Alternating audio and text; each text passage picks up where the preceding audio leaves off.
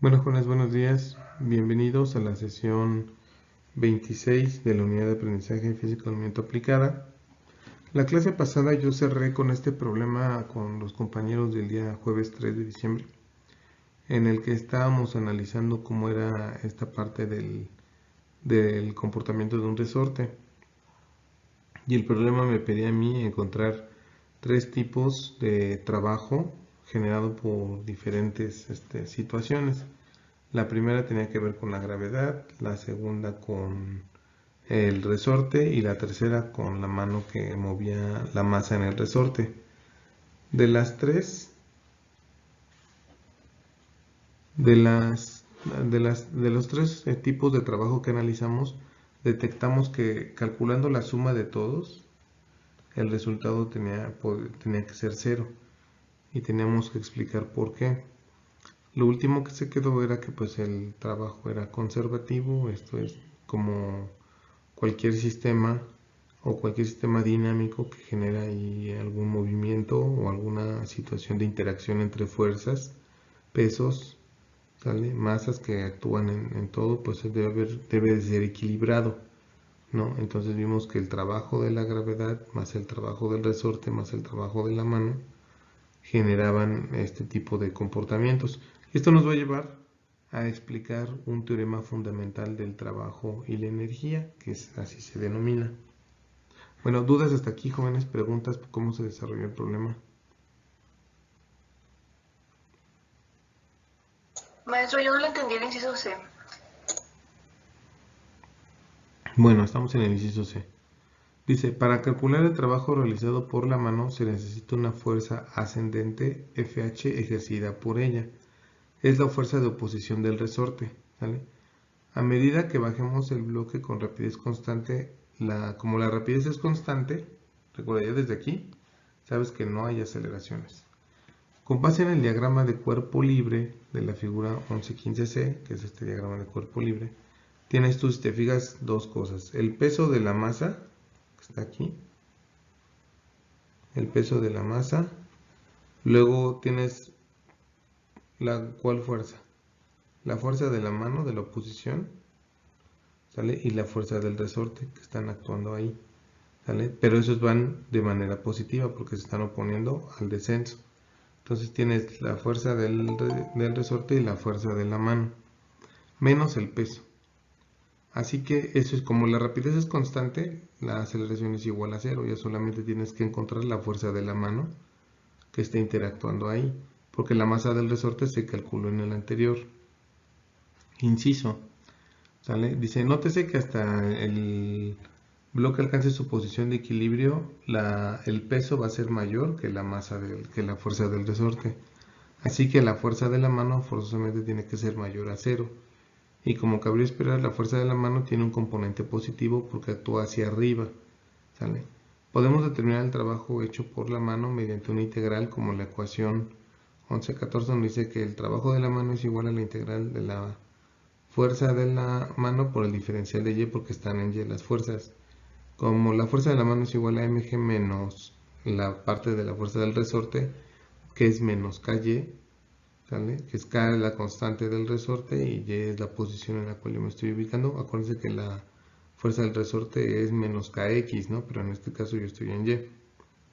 Entonces, al hacer la integral de 0 a menos d, porque recuerden que yo voy a desplazar la masa del reposo hacia una posición Y con la mano, yo tengo que la fuerza de la mano, que ya está determinada, es igual a la integral de mg menos por menos da más, aquí está más ky, diferencial de y eso es igual a mg menos por menos d más un medio de k por menos d al cuadrado.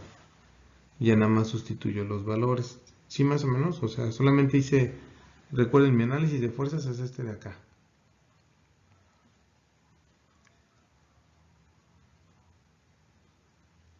Sí queda, yo creo que la confusión un poquito es que por qué la fuerza de la mano es positiva, si la fuerza está moviendo de 0 a menos d, ¿es correcto? Sí, profesora, lo que no entendía. Ok, Pero Eso, Muchas gracias. ok, sí, eso ocurre porque acuérdate que pues, el resorte está haciendo una tensión hacia arriba, ¿correcto? Que es debido a la constante del resorte. Y nuestra mano, al hacer el desplazamiento hacia abajo, en el resorte o en el sistema se está viendo esa tensión hacia arriba por querer obtener el equilibrio, ¿sale? Para querer obtener el equilibrio. Entonces, ya como yo conozco la del resorte yo la conozco y el peso lo conozco, pero no la mano. Entonces, por eso hago así el diagrama de cuerpo libre que va a generar una dinámica que va a estar dada por la fuerza de la mano, ¿sale? Pero esa fuerza de la mano va a ser equilibrada por la fuerza del resorte y el peso de la masa.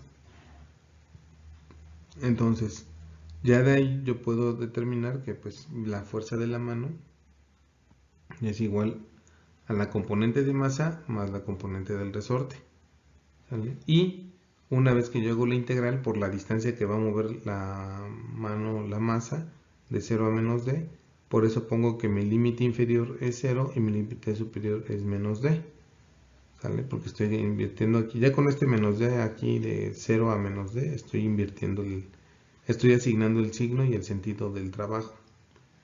Entonces solamente hago la integral, es mg por diferencial de y, solamente va a ser mgd, ¿sale? Y la otra va a ser más calle, pues calle es y cuadrada sobre 2, ¿no? Entonces sustituyendo menos d, pues me queda menos un medio. Y ya sustituyendo los valores, me va a quedar un trabajo de la mano de menos 3.89 joules. Entonces sumando los resultados anteriores de los otros trabajos, me va a dar que la suma de todos ellos es igual a 0. ¿Vale? ¿Dudas hasta aquí? ¿Preguntas? ¿No? No, profe, gracias. Ok, gracias. Cualquier duda ya saben, me pueden ahí comentar, ¿sale? Bueno, como les comentaba, esto nos va a dar un paso a un concepto fundamental que es el teorema de trabajo y energía. Nosotros en los siguientes ejercicios o temas y problemas que veamos, vamos a empezar a relacionar de manera muy específica cómo se comporta esto. Ahora dice lo siguiente: si nosotros hacemos una descomposición de cómo está dada la fuerza, cómo se estructura la fuerza y respecto a la distancia, recordemos un punto primero principal. Primero, ¿qué es lo más fundamental? ¿El trabajo de qué tipo es? Como magnitud. Es una magnitud escalar, es una magnitud escalar, correcto.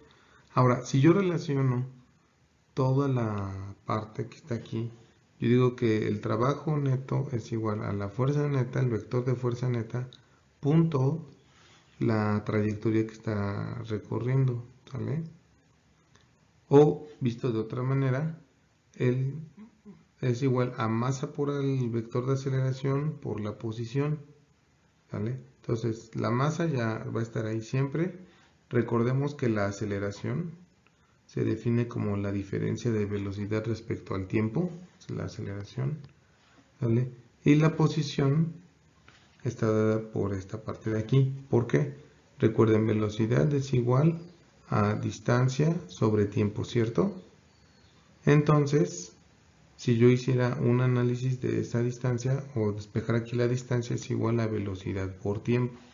Entonces tengo la velocidad, aquí tengo la diferencia geométrica de las velocidades, ¿sale? Por el tiempo, ¿Sí está quedando claro eso, jóvenes?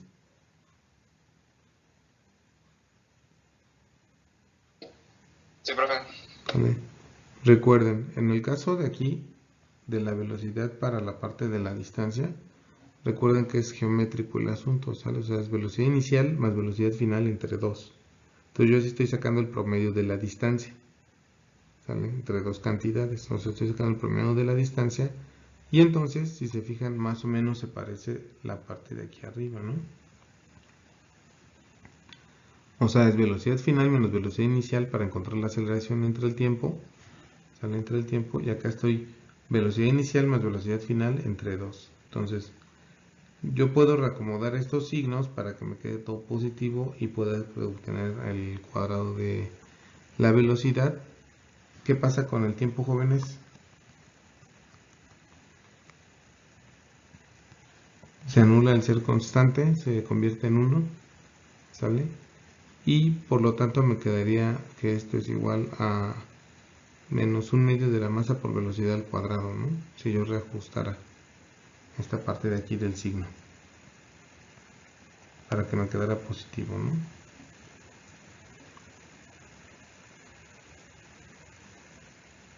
O como nos quedaría. No, de hecho creo que queda, como es división de diferencias de... Son diferencias de cuadrados jóvenes. ¿Cómo nos queda?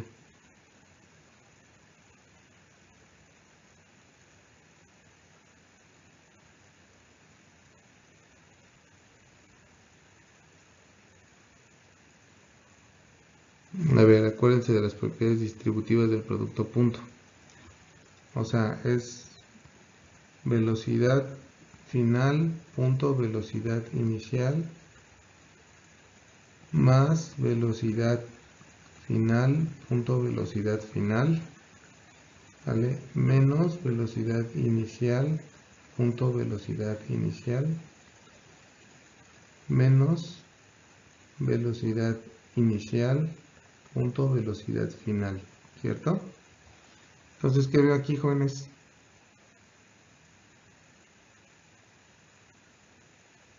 ¿Qué ¿Una pasa? diferencia de cuadrados? Y me queda que estos se cancelan, estos productos puntos se cancelan. ¿Sí queda claro por qué se cancelan? Porque es velocidad final punto velocidad inicial menos velocidad inicial punto velocidad final. O sea, el resultado va a ser el mismo, solamente que con signo negativo. Entonces van a anular entre ellos. Y me va a quedar por propiedades de producto punto velocidad final al cuadrado menos velocidad inicial al cuadrado. ¿Sale? Entonces este es igual a 1/2 de la masa por la velocidad final al cuadrado menos velocidad inicial al cuadrado. ¿Sí ya quedó, jóvenes?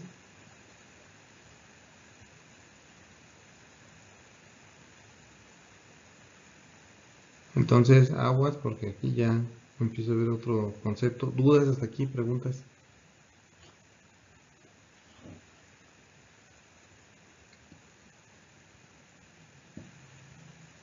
No, profe. ¿No?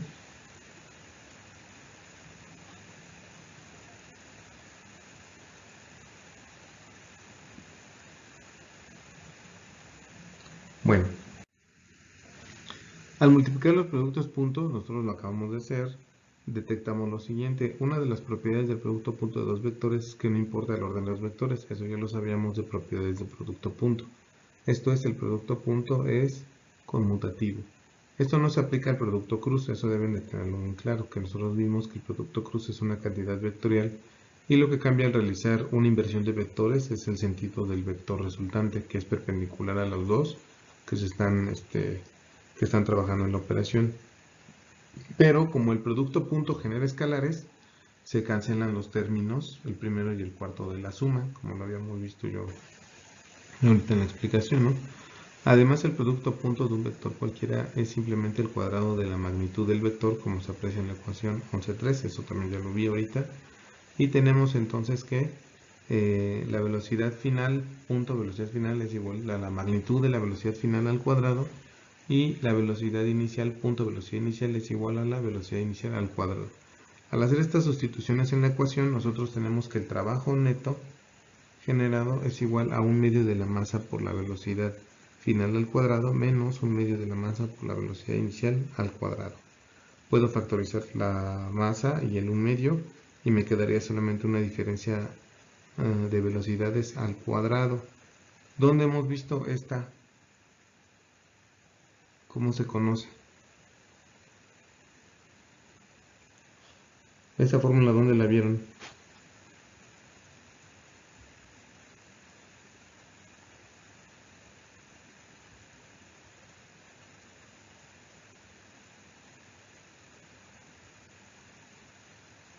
A ver, en la prepa, ¿dónde vieron esa fórmula?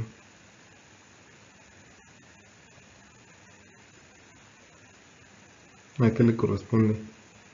¿No era la de velocidad cinética o algo parecido, profe? Ándale, energía cinética. Recuerden, el teorema es trabajo y energía.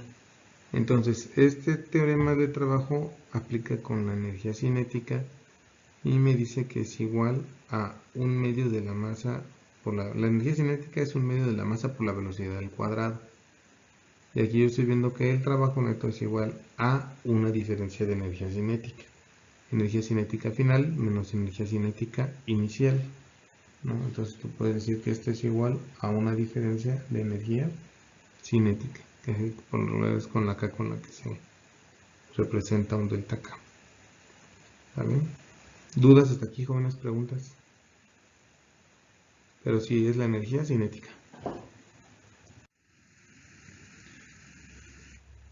Bueno, visto de otra manera, visto por ejemplo de un concepto de a nivel diferencial, yo sé que la fuerza es igual, la fuerza neta es igual a masa por aceleración en X. Voy a hacerlo solamente para una de las dimensiones.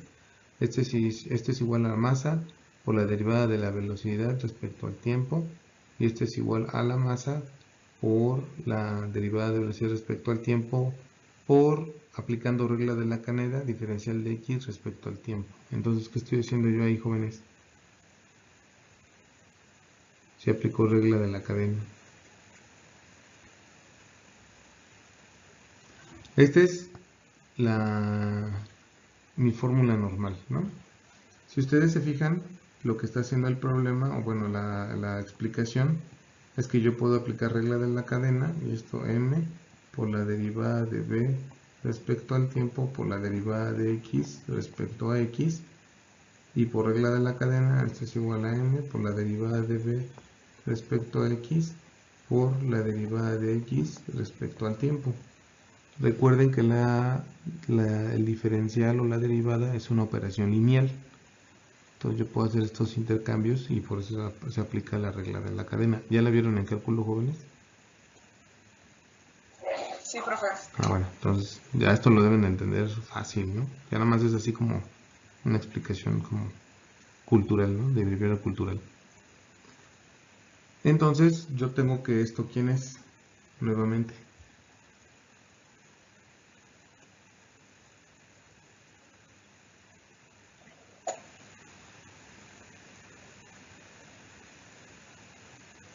¿Me das quién es?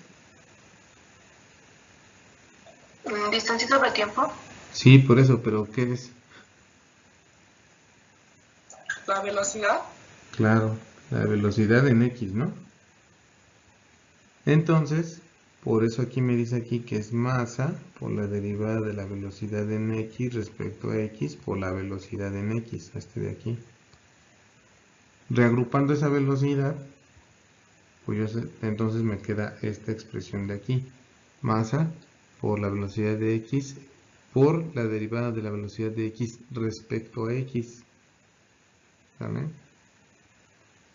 Entonces, si yo llevara a cabo la sustitución de la fuerza neta con esta nueva redefinición, aplicando la regla de la cadena en la dimensión que estoy trabajando, que en este caso es X, yo tengo que el trabajo neto es este, ¿no? ¿Ya no?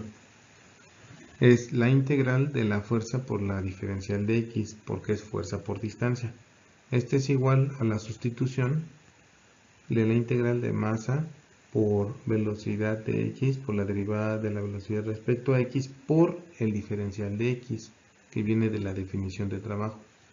Por lo tanto, las diferenciales de X se cancelan, se hacen 1, y me queda que es la integral de la masa por la velocidad de X por la diferencial de la velocidad de X, o sea, tengo la misma variable.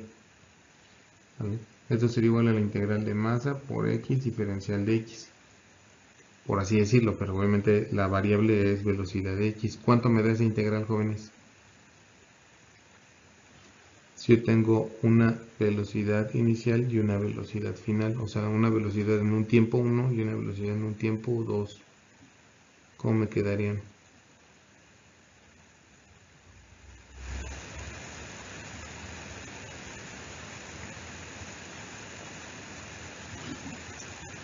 ¿Cuál sería esa integral?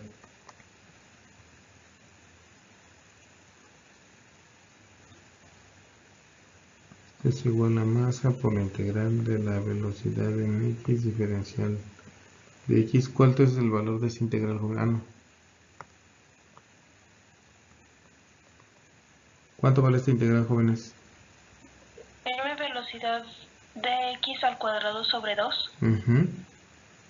M velocidad de x al cuadrado sobre 2. ¿Vale? Y eso aquí lo tengo yo ejemplificado, solamente que ya lo sustituyo los límites inicial y final. Una pregunta, ¿ustedes están llevando cálculo integral diferencial o solamente cálculo diferencial o qué están llevando?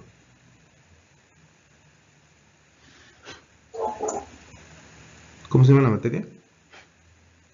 Estamos llevando cálculo diferencial de la integral. Ah, ok, entonces ya deben estar en la parte de integrales, integrales que están bien. Apenas estamos terminando con lo de diferencial, profe. Aún no comenzamos con lo de integrales. Ah, bueno, no, está bien. Entonces voy a regañar a esos maestros de mate. Van muy lentos. Ya deberían de estar en sumatorias de Riemann.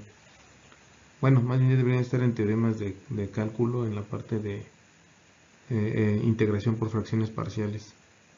Bueno, de todas maneras, ya les recuerden que en la plataforma está el libro de cálculo diferencial e integral de Granville.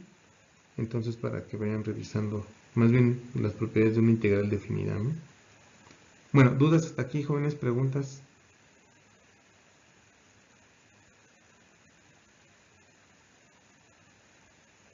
¿No? Recuerden que yo esto lo voy a evaluar de una velocidad inicial en x a una velocidad final en x. ¿Vale? Entonces, sustituyendo esos límites, me va a quedar esto de aquí. 1/2 de la masa por la velocidad final en x al cuadrado, menos 1/2 de la masa por la velocidad inicial en x al cuadrado, que concuerda nuevamente con mi teorema de trabajo y energía. Obtengo la diferencia de energía cinética del trabajo total realizado en un sistema o en una dinámica. ¿Dudas hasta aquí, jóvenes? ¿Preguntas?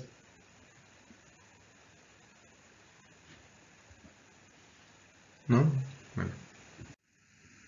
Vamos a hacer un problema rápido para revisar esto. Yo creo que ahorita vamos a terminar la unidad 5 y vamos a comenzar con la unidad 6. Vamos a buen tiempo, entonces dice lo siguiente. Dice, un método para determinar la energía cinética de los neutrones en un haz, por ejemplo, los provenientes de un reactor atómico, consiste en medir cuánto tarda una partícula en cruzar dos puntos fijos que se encuentran a una distancia conocida. A este método se le llama tiempo de vuelo.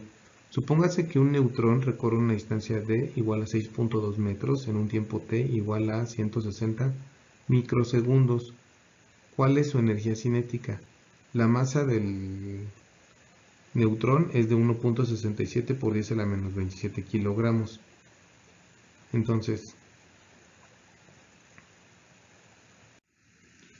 solución, calculamos la rapidez a partir de qué. Yo tengo la distancia, tengo el tiempo, por lo tanto tengo la rapidez de la partícula, que es 3.88 por 10 a la 4 metros por segundo, ¿sale? O 38 kilómetros por segundo.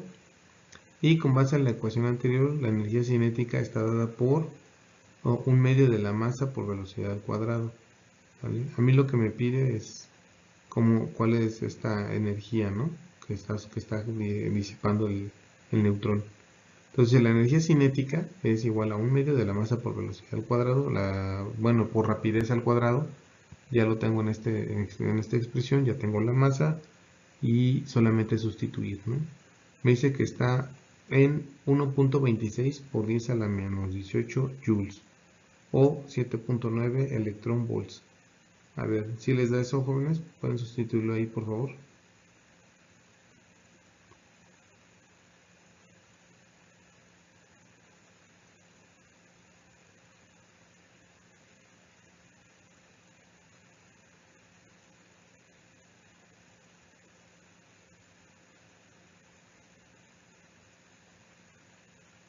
Sí, profe, sí da eso. Muy bien. Dice lo siguiente para concluir este problema. Dice, en los reactores nucleares los neutrones se producen en la fisión nuclear con energías cinéticas típicas de unos cuantos megaelectronvolt. Un agente externo conocido como moderador realizó trabajo negativo en los neutrones del ejemplo, reduciendo con ello su energía cinética en un factor considerable de unos cuantos megaelectronvolt a unos cuantos electronvolt, que es lo que estamos aquí. O sea, realmente debería ser la energía cinética mayor, mucho mayor, al menos 1.000.000 de veces, para poder hacerlo a través de una fisión. Pero aquí, como bien lo comenta, hubo otro agente que redujo esa velocidad bastante, ¿sale? Bueno, vamos a ver otro problema de teorema de trabajo de energía. Con esto cerramos la unidad 5. Bueno, creo que son dos más o uno, ahorita vemos. Dice, problema resuelto 11.7. Se suelta un cuerpo de masa m igual a 4.5 gramos del reposo desde una altura h igual a 10.5 metros sobre la superficie terrestre. Despreciando la resistencia del aire, ¿qué velocidad tendrá poco antes de caer al suelo? Entonces, ya yo tengo aquí este problema. No debería ser difícil. Tenemos bases de cinemática, tenemos bases de trabajo, energía, fuerza, dinámica. Vamos a ver. Dice, solución. Suponemos que el cuerpo puede tratarse como partícula. Podríamos resolver el problema aplicando el método basado en las leyes de Newton que expusimos en el capítulo, bueno, en las unidades anteriores, pero optamos por resolverlo por medio del teorema de trabajo-energía. O sea, podemos hacerlo por las otras ecuaciones que nosotros ya conocemos de cinemática y de fuerza, ¿no? Pero vamos a optar por resolverlo por el teorema de trabajo-energía para solamente como ejemplo de este teorema. Dice, la ganancia de energía cinética es igual al trabajo efectuado por la fuerza resultante, en este caso que es la gravedad. Es constante y es paralela al movimiento, de manera que el trabajo que se efectúa es mgh. ¿Sale? Entonces, dudas hasta aquí para la parte del trabajo.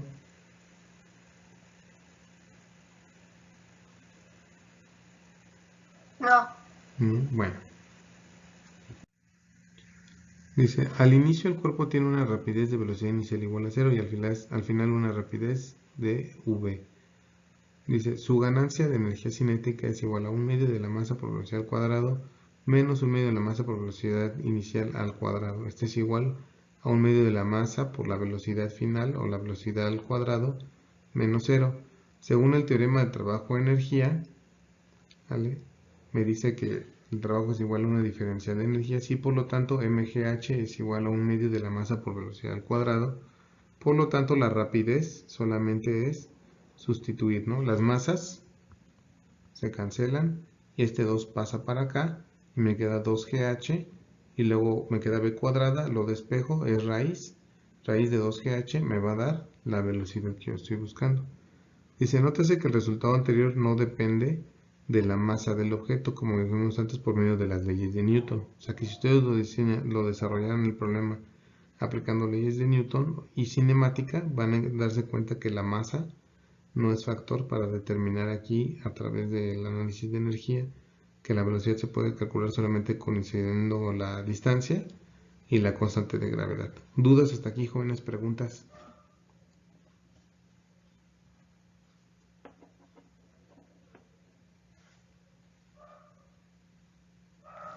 ¿No? Muy bien, jóvenes, pues con este ejercicio cerramos nosotros la unidad 5, perdón, del teorema de trabajo-energía.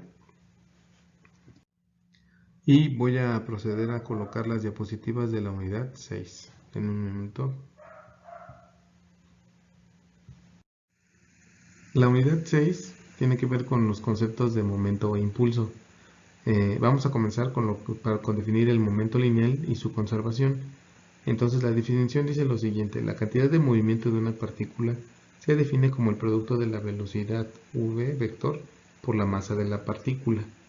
Entonces la cantidad de movimiento es igual a masa por velocidad. Ahora ya lo veo.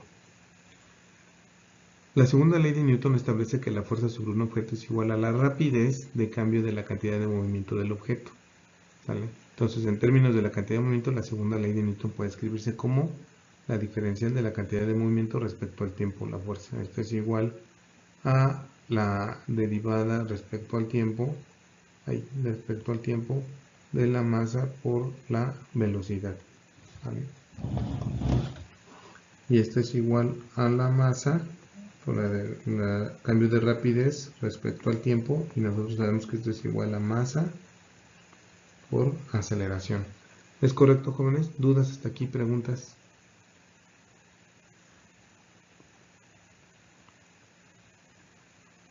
Masa por aceleración. O sea, nosotros ya sabemos esto de segunda ley de Newton. Fuerza es igual a masa por aceleración. Solamente que ahora vamos a hacer una descomposición y la cantidad de movimiento se define como masa por velocidad. Y para encontrar la fuerza es la derivada de la cantidad de movimiento. Conservación de la cantidad de movimiento para dos partículas. Dice, para dos partículas que interactúan se cumple que la fuerza, que es la razón de cambio de la cantidad de movimiento de la partícula 1, y la fuerza 2,1, que es la diferencia de cambio de movimiento de la partícula 2 respecto al tiempo.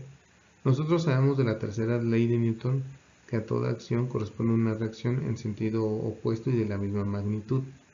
Entonces eso ya lo tenemos aquí definido, ¿sale?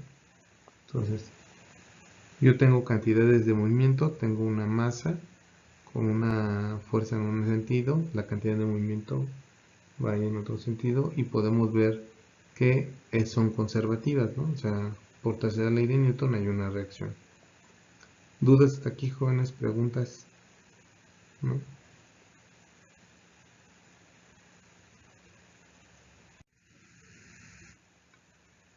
Si nosotros hacemos esas sumas de cantidad de movimiento, nosotros sabemos que la diferencial es un operador lineal, ¿no?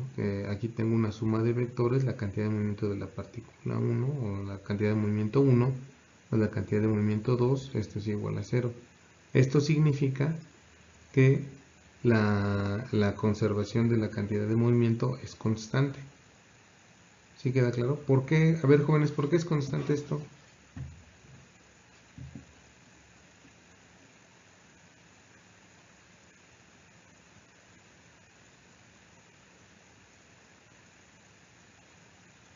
A ver, yo dije que fuerza 1, 2 es igual a menos fuerza de 2, 1. Y esto habíamos quedado que era la derivada de P1 respecto al tiempo es igual a menos la derivada, perdón, así, ¿vale? Porque eso nosotros ya lo definimos. Ahora, si yo paso este término, el de la cantidad de movimiento 2 del otro lado, me va a quedar que es la fuerza 1 más la fuerza 2. Esto es igual a 0, ¿vale? Y si eso es 0, quiere decir que la derivada de esto y la derivada de esto, la cantidad de movimiento es constante, o la rapidez sería constante, porque realmente lo que aquí estoy derivando, recuerden, es la derivada de la masa por la velocidad 1 respecto al tiempo, más la derivada de la masa por la velocidad 2 respecto al tiempo. Las masas son constantes, y para que esto dé 0, quiere decir que las velocidades, las velocidades también son constantes, ¿vale? Entonces dice lo siguiente: la ley de la conservación del momento lineal establece que siempre que dos partículas aisladas interactúan entre sí, su momento total permanece constante, ¿vale? Ahorita lo vamos a ver. ¿Dudas hasta aquí, jóvenes? ¿Preguntas? ¿No? ¿Vamos bien? Vamos viendo. Muy bien. Entonces ya tenemos acá el teorema de conservación del momento. Vamos a ver otro tema también que tiene que ver con el impulso y el momento. El impulso se define como el cambio en la cantidad de movimiento de un cuerpo. Entonces tengo una nueva definición. Dice que el impulso es igual a la integral de la fuerza respecto al tiempo y este es igual a la integral del tiempo 1 al tiempo 2 de la diferencial de conservación, bueno, de cantidad de momento respecto al tiempo por diferencial del tiempo. Entonces, yo el impulso sé que solamente va a ser con una diferencia de cantidad de movimiento respecto a un cuerpo. Esto que sería igual a masa por velocidad 2 menos masa por velocidad 1, ¿cierto? Y esa diferencia yo la voy a designar como delta P, ¿no? O delta P vector. Entonces dice que el impulso de la fuerza F es igual al cambio de momento de la partícula. Claro, porque yo estoy aquí teniendo una diferencia de cambio de cantidades de movimiento o de momento. ¿Vale? El impulso es un vector que tiene una magnitud igual al área bajo la curva de la fuerza tiempo. ¿Sale? Entonces, yo tengo una gráfica fuerza contra tiempo o tiempo contra fuerza. ¿Sale? Y el impulso es toda la superficie que está aquí sombreada. Yo lo obtengo esto por el concepto de integral. Recuerden que el concepto de integral para cálculo diferencial es el área bajo la curva de las funciones que yo estoy analizando. ¿Vale? Entonces, en este caso, la función es la velocidad, que es la que va a estar variando respecto al tiempo y es la que yo voy a estar integrando. ¿Dudas hasta aquí, jóvenes? ¿Preguntas?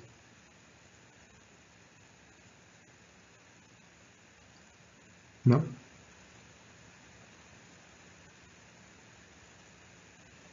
¿Sí queda claro? No, profe.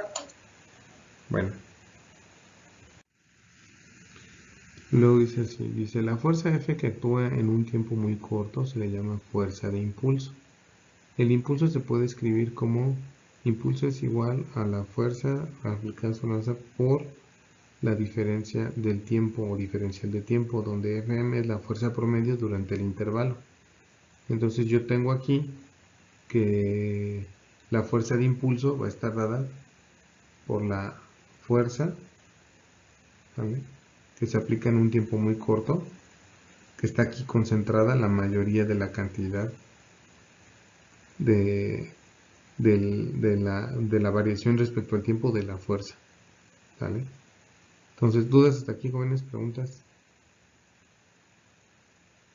Dice, Fm es la fuerza promedio. Entonces, ¿qué sería? ¿Cómo calcularía esa fuerza promedio?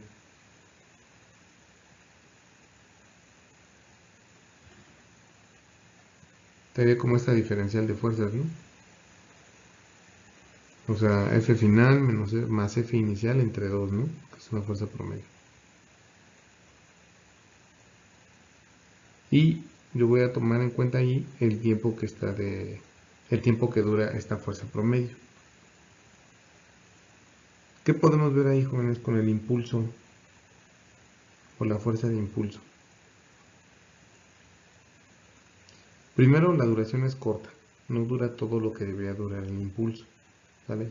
Segundo, yo estoy aplicando en el promedio de la fuerza, ¿sale? O sea, el promedio de la fuerza está aquí. Recuerden, mi gráfica es tiempo respecto a fuerza.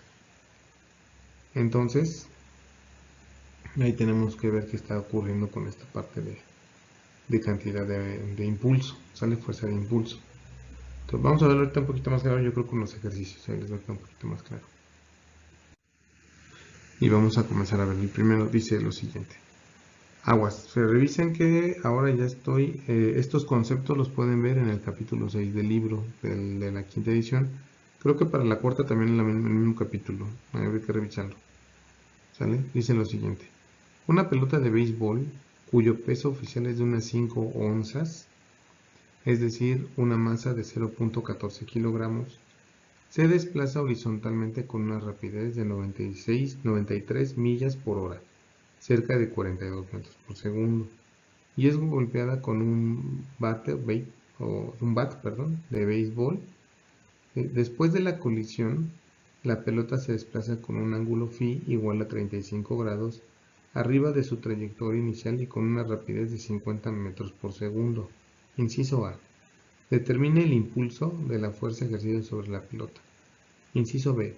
Suponiendo que la colisión dure 1.5 milisegundos o 0.0015 milisegundos, ¿cuál es la fuerza promedio? Inciso C, determina el cambio de momento del watt. ¿Sale? Entonces son tres cosas que nos pide. Vamos a ver ahora sí, las tres definiciones que acabo de decir, las vamos a empezar a ver en este pequeño, en este ejercicio más pequeño. Solución para el inciso A. Primero vamos a ver lo que es el impulso, ¿sale? Entonces dice lo siguiente. La figura 6.8a, que yo la tengo aquí, muestra el vector del momento inicial, ¿sale? Y el vector del momento final.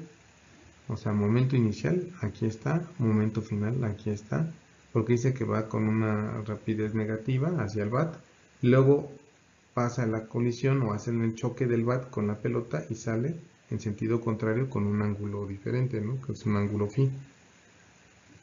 Dice, los componentes del momento final están dados por momento final en x es igual a masa por velocidad final por coseno de phi.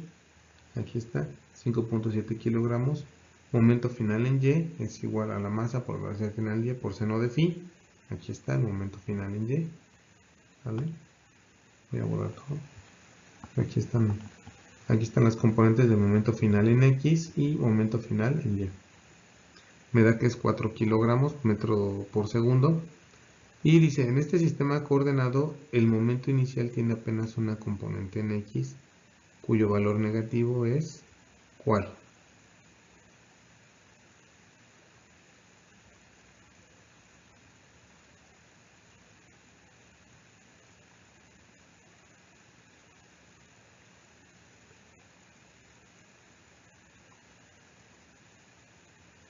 ¿Cuál es el momento inicial, jóvenes?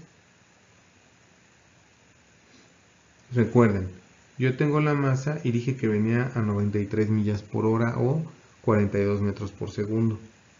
¿Sale? Es del dato inicial.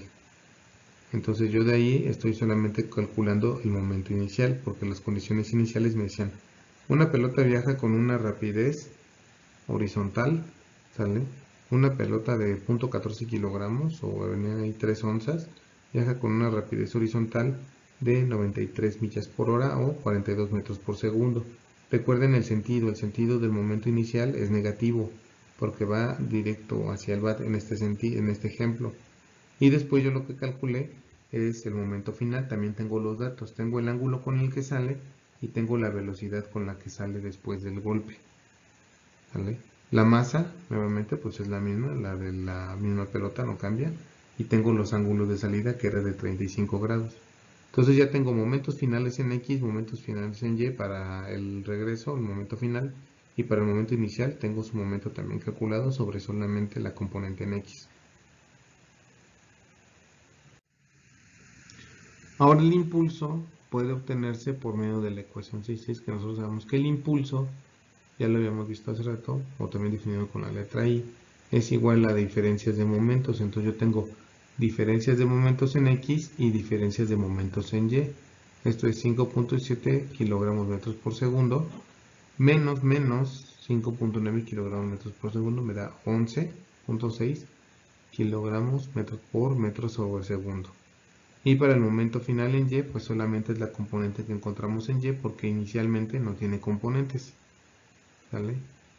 En otros términos, el impulso tiene una magnitud. Recuerden que el impulso, ¿sale? Si tenía una cantidad vectorial porque estaba definido por momentos, los momentos son vectoriales, y la magnitud total del impulso sería la raíz cuadrada de las componentes de los diferentes, de la magnitud del impulso en X y el impulso en Y.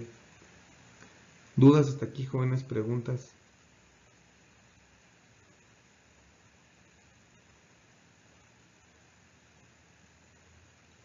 ¿No? No, profe. Muy bien. Recuerden que como el impulso es una cantidad vectorial, pues va a tener una magnitud y va a tener un sentido, ¿vale? Y eso me lo va a dar que el ángulo de ese impulso. Entonces dice que θ es igual a la tangente a la menos 1 de el impulso en Y entre el impulso en X, ¿vale? Que sería 4 kilogramos entre 11.6 y me da un ángulo de 19 grados.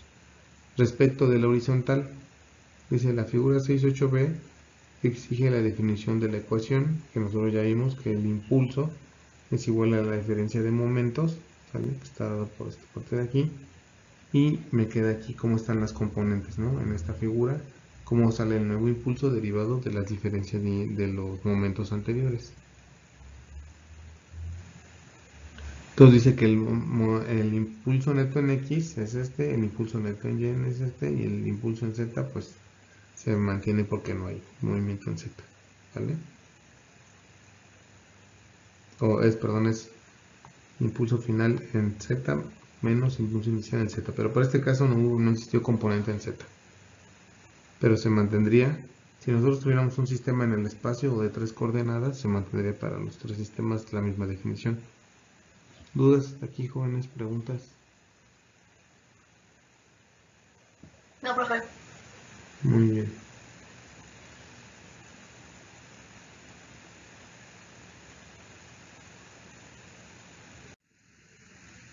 Ahora vamos al inciso B. Dice, usando la ecuación 6.7, obtenemos lo siguiente. Recuerden que la fuerza es igual al impulso respecto al tiempo, que lo habíamos visto, ¿no? La variación. Entonces la magnitud del impulso, que era 12.3 kilogramos metros sobre segundo, entre el tiempo de duración, me va a dar la fuerza que se empleó en ese instante. En este caso son 0.0015 segundos o 1.5 milisegundos. Me dice que la fuerza ahí es de 8200 newtons. Dice que casi es una tonelada, ¿eh? El tamaño. Esta fuerza actúa en la misma dirección que el impulso, es decir, 19 grados arriba de la horizontal. Nótese que esta es la fuerza promedio. La fuerza máxima es mucho mayor, como se aprecia en la figura 6.6 que tenemos aquí. La tenemos hace ratito. ¿Vale? Asimismo, nótese que la fuerza promedio de 8200 newtons es mayor que el peso, que es de 1.4 newtons. Por lo tanto, podemos afirmar con mucha seguridad que la fuerza de impulso supera en mucho la fuerza externa, la gravedad en este caso, y que por lo mismo es casi igual a la fuerza neta que opera durante la colisión. A ver, esto es importante, jóvenes, porque estos mismos conceptos nosotros los aplicamos para poder decir que para poder lanzar un cohete a la luna, ¿vale? Ahí lo que hacemos, ¿cómo es? A ver, jóvenes, ¿ustedes cómo se imaginan que nosotros lanzamos un cohete a la luna?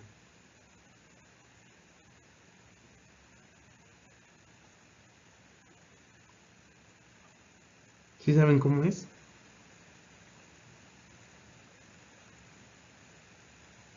Pues por un impulso que se le impone, ¿no? Sí, correcto. Pero, ¿qué es lo que simula una salida de ese tipo? A ver, ¿ustedes creen que lo que se hace es esto? O sea, aquí está la Tierra. Y hacemos esto, lanzamos así un cohete.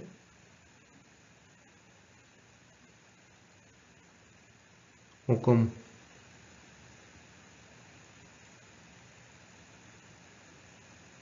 Sí. Sí, pero así sería más complicado, ¿no? Porque tendría que vencer, fíjate. Tengo que vencer un cohete de ¿cuántas toneladas será un cohete? No sé. A ver, busquen por ahí en internet me dicen. Vamos a ponerle, ¿qué te gusta? Unas 500 toneladas, más o menos. Un coche son como de 2 toneladas, ¿no? Más o menos. Entonces supongamos 100 coches. Son 200. 700. Toneladas. Ah, bueno, pues 700 toneladas. Entonces imagínate vencer la gravedad de 700 toneladas, ¿no? El hacer esto, o sea, que saliera así como tal perpendicular respecto a la superficie, requeriría mayor fuerza, ¿no? Y ahí ya impregnar un impulso mucho más fuerte que si yo lo hiciera con un ángulo. ¿Por qué, jóvenes? ¿Por qué preferiría un ángulo?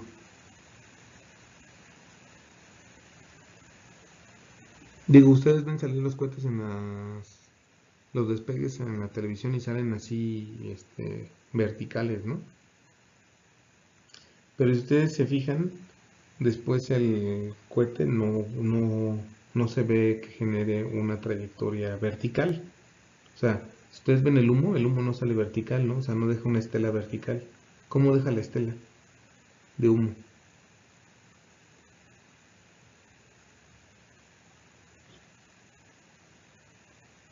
Con un ángulo, ¿no? Bueno, ¿sí han visto un despegue de cohete al menos? Sí, deja como inclinada. Ya deja como inclinado, ¿cierto? ¿Qué es lo que pasa, jóvenes? Que los cálculos que se hacen es para que el cohete, o sea, digamos a la altura de 1 o 2 kilómetros, posiblemente sí salga despegado así, ¿vale? Pero en automático, bueno, luego lo que sale, empieza la dinámica, empieza a hacer un giro hacia un ángulo. ¿Por qué? Porque lo que tratamos de aprovechar, o lo que se trata de aprovechar, es que sea una simulación de caída libre, perdón, de tiro parabólico. O sea, si el ángulo, la fuerza y el impulso que se le va a inyectar al cohete no están bien calculados, lo que yo voy a tener prácticamente es un tiro parabólico. Entonces, lo que se hace es colocarlo de tal manera que el ángulo lo que simule sea esta parte de aquí. Y entonces, como tipo espiral, empiece a orbitar el cohete. ¿Sale? Se llama como un tiro parabólico con caída al infinito. O sea, no caería, se mantendría girando y entonces va a llegar un punto que va a salir de la órbita terrestre y va a empezar a rondar alrededor de la Tierra, acumulando una órbita, generando una órbita alrededor de la Tierra, pensando, o sea, o simulando que va a estar cayendo, pero nunca cae. ¿Vale? Entonces, esos conceptos jóvenes se usan para este tipo de situaciones y para otras más, pero bueno, este es un ejemplo de ahí de cómo podemos aplicarlo. ¿Dudas hasta aquí, jóvenes? ¿Preguntas? No, profe. No, muy bien. Y bueno, ya para concluir el problema, viene el inciso C. Dice, según la tercera ley de Newton, la fuerza ejercida sobre el bat por la pelota es igual y opuesta a la que ejerce el bat sobre ella. En consecuencia, de acuerdo a la ecuación 6.8, el cambio de momento del bat será igual y opuesto al de la pelota. Por lo tanto, vimos ahorita que la conservación de momento inicial y final tiene que tener una acción y reacción por tercera ley de Newton y por lo tanto los impulsos para la parte del los momentos para la parte del bat, como lo ve el bat, pues van a ser solamente de magnitudes negativas respecto a las que encontramos. Dice, ¿es este cambio grande o pequeño? Para contestar esta pregunta trate de estimar el momento del bat en movimiento. Entonces, casi siempre los ejercicios que se colocan tienen que ver porque pues esto puede ser con un bat, con una raqueta de tenis, ¿no? Con una pistola, ¿no? Disparando hacia un ángulo, hacia una trayectoria, hacia un objetivo. ¿Vale? Podemos considerar todos estos comportamientos del impulso y ver las reacciones que ocurren. Entonces, nosotros al ir analizando más estos conceptos vamos a ir viendo un poquito más la generalización, pero la utilidad va a ser mayor respecto a lo que hemos ido integrando hasta el momento. ¿Dudas hasta aquí, jóvenes? ¿Preguntas?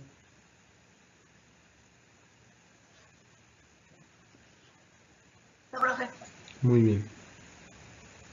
Con esto concluye este concepto de momento e impulso. Entonces ya vimos los tres que estábamos viendo, ¿no? Las tres definiciones que vimos al inicio de la unidad 6. Vamos a ver otro. Yo creo que con este cerramos ya la clase hoy con el problema resuelto 6.3. Dice, Federico tiene una masa de 75 kilogramos y Gloria tiene una masa de 55 kilogramos. Patinan juntos sobre hielo con una velocidad común de 3.2 metros sobre segundo. Cuando se empujan uno al otro en dirección perpendicular a su velocidad original. Esto quiere decir que Gloria le dio una cachetada a Federico por algún motivo o situación. Bueno, ya no sé si fue así, ¿no? O le dijo algo a Federico que no le pareció a Gloria y lo empujó, ¿vale? Como viene ahí, en dirección perpendicular a la velocidad original. Y después de romper el contacto, Gloria patina en una dirección con un ángulo de 32 grados respecto a la dirección original. La pregunta es, ¿en qué dirección patina Federico ahora? ¿Vale? Entonces, tengan cuidado con patinar sobre hielo y decir cosas ahí que incomoden a la otra persona. O jugar a empujarse. ¿Dudas hasta aquí, jóvenes? ¿Preguntas, no? Entonces, Gloria lleva un momento, Federico lleva un momento, ¿vale? Ambos vienen, recuerden, de una dirección. Vamos a suponer que en este caso vienen de una misma dirección en X y llega un punto en el cual los dos se separan, Gloria con un ángulo de 32 grados, Federico con un ángulo θ que vamos a determinar, ¿sale? Pero tengo al menos la manera de hacer la descomposición de las componentes. Recuerden que el momento que es igual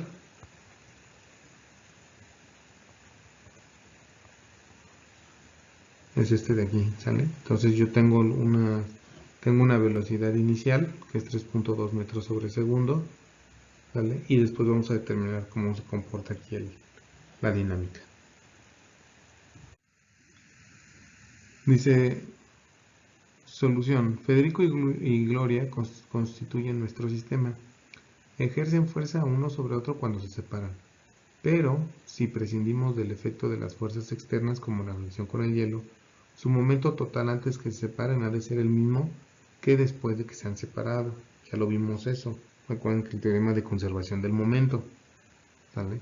Los componentes X de los momentos originales son, suponiendo que su movimiento original siga la dirección positiva de X, como yo lo comentaba hace ratito, es momento de Gloria en X y momento de Federico en X. Bueno, momento de Gloria en X es igual a la masa de Gloria por la velocidad de Gloria, que habíamos dicho que inicialmente los dos iban a 3.2 metros por segundo.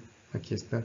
Entonces su masa, que es 55 kilogramos, y me da un momento de 176 kilogramos metros por segundo al cuadrado. Para el caso del momento de Federico, yo tengo que es masa de Federico por velocidad de Federico, que es igual a 75 kilogramos por 3.2 metros sobre segundo, que es igual a 240 kilogramos por metro sobre segundo. Después de la separación, el momento de Gloria adquiere un componente Y, de modo que su momento total forma un ángulo de 32 grados con la dirección positiva en X. ¿Vale? Y me dice que el momento de Gloria es igual, en Y es igual al momento de Gloria en X por la tangente de 32. O esto es equivalente a 110 kilogramos metros sobre segundo. ¿Sí queda claro por qué la tangente, jóvenes?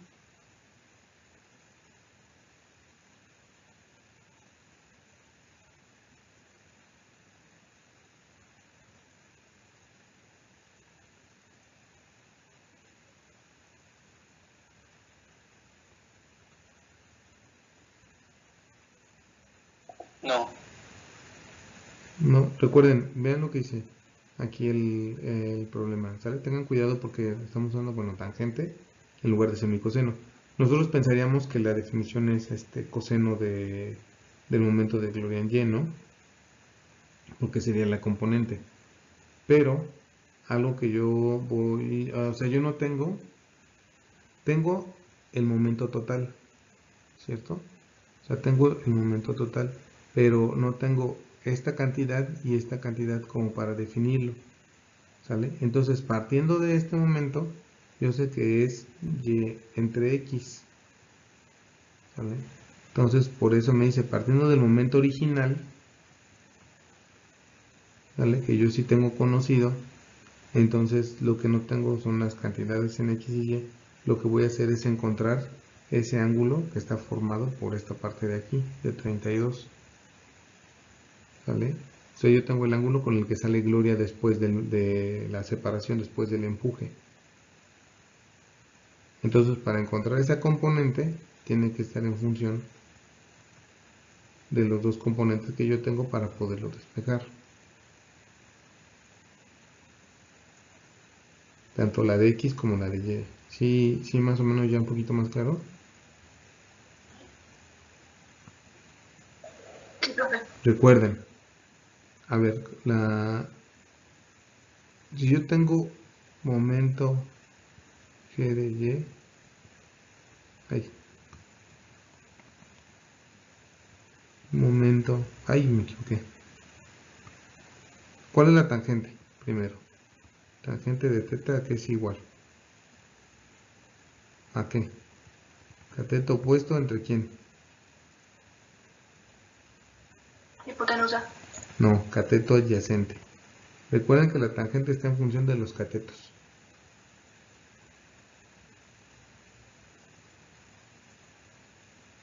¿Vale? Entonces, vuelvo a lo mismo. Si yo ya tengo este, ¿vale? Viene definido por aquí. Entonces, yo puedo hacer puedo hacer ya con esto la definición de los dos, ¿cierto? O sea, P, G, ay, Y, ay, quedó fuera la G. PG en Y entre PG en X es igual a tangente de teta. ¿Sí queda claro ahora, jóvenes?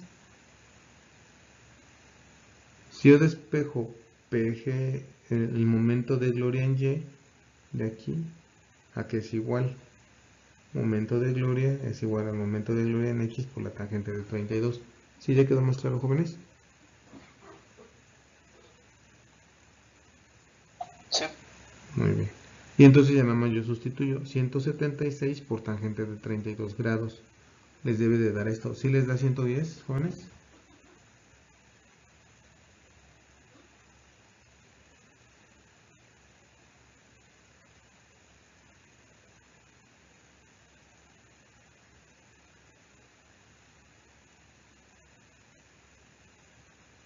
¿Sí de ese resultado? 109.97. Muy bien. Entonces lo redondeé el libro.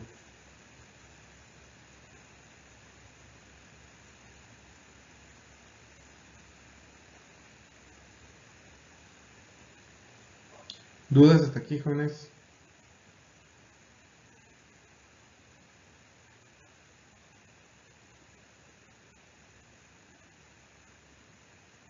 No, profe.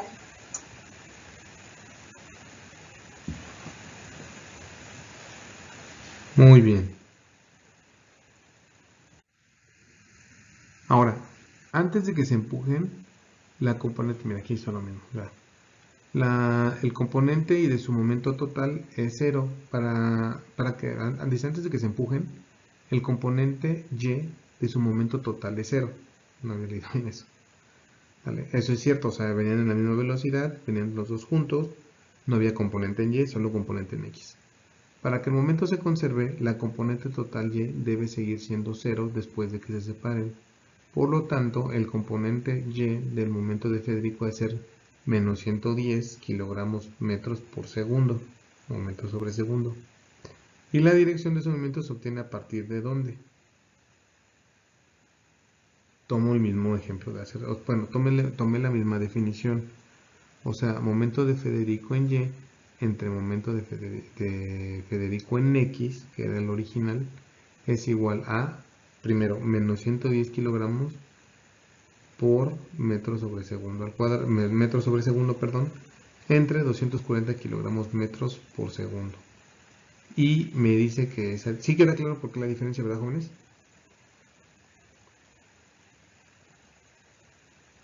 O sea, estoy haciendo el mismo análisis. Momento de Federico en Y, momento de Federico en X. El momento de Federico en X ya lo tengo, ¿vale? El momento de Federico en Y es el que voy a encontrar. Bueno, tengo que tenerlo, sé que es el mismo que el de Gloria, pero en sentido negativo, porque ese fue el que calculé, ¿sí o no? Tercera ley de Newton, ¿sale? Entonces, la misma magnitud del momento de Gloria en Y después del empuje, pero en sentido contrario, ¿sale? Entonces, aplicando este concepto, yo ya tengo el momento de Federico en X. Aplicando este concepto, tengo el ángulo en el cual sale Federico, que me dice que la tangente de teta es igual al momento de Federico en Y entre el momento de Federico en X.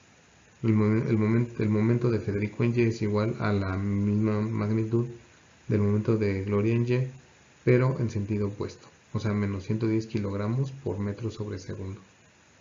Entre el momento de frico en X, 240 kilogramos por metro sobre segundo, y me dice que la tangente de teta es igual a menos 0.458, o bien teta es igual al arco tangente de menos 0.458. Me dice que teta es igual a menos 25 grados. ¿Es correcto, jóvenes? Sí, da eso en la calculadora. Arco tangente de menos 0.458. Menos 24.62. Ah, ok, pero ¿cuánto te da de ángulo? Eso, un ángulo de menos 24.62.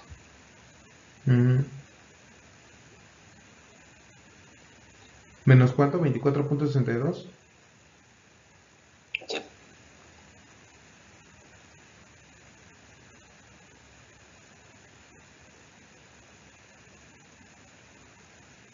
Ok, entonces lo que hace el libro, lo que siempre recuerdan, le hace un redondeo, ¿sale?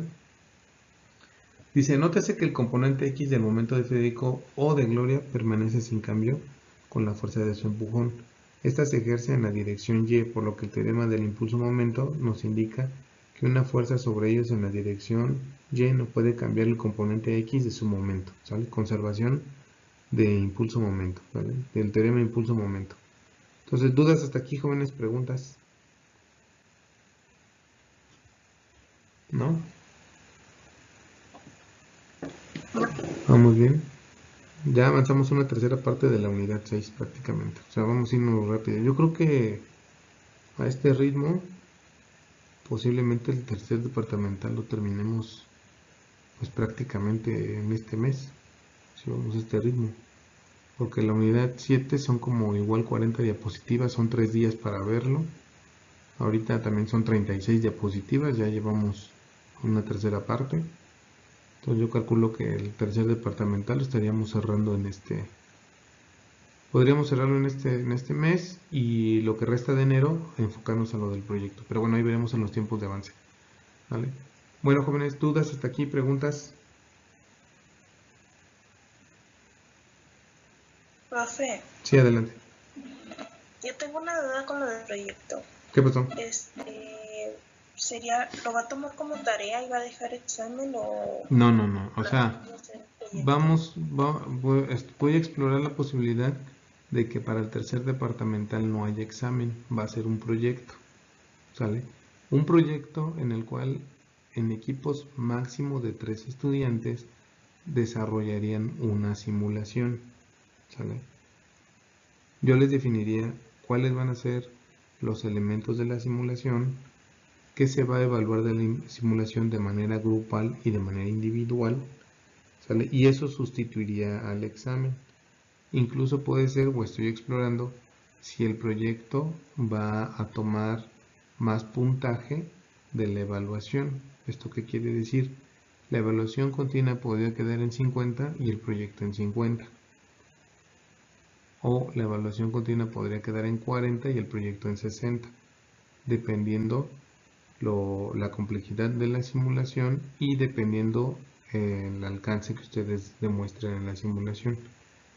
Entonces el objetivo es que ustedes ahora apliquen, no vimos laboratorio en el semestre como tal, hicimos algunos ejercicios prácticos en casa, muy básicos, pero sí sería bueno que aprovecháramos ese tiempo de los laboratorios empleando en el desarrollo de simulaciones, que el objetivo de una simulación es reflejar un fenómeno físico de manera computacional, adicional a que ustedes pues ya están cerrando su segundo departamental de programación. Les serviría como refuerzo el aplicar la simulación, y el objetivo sería que de todo el temario de la unidad de física del movimiento aplicada se distribuyeran los temas donde no vimos alguna simulación, para que ustedes puedan tomarlo de ahí, ejecutarlo y presentar un proyecto. Les digo, la evaluación va a ser a través de una rúbrica, tanto conceptos individuales como de grupo, para ver que si lo desarrollaron. ¿Vale? Entonces nosotros cerraríamos el semestre con este proyecto, con la evaluación del mismo, y ya con eso concluimos la unidad, la materia de física del movimiento aplicada. ¿Sí quedó más claro? Sí, y por ejemplo, bueno, usted dice que para enero vamos a empezar con lo del proyecto.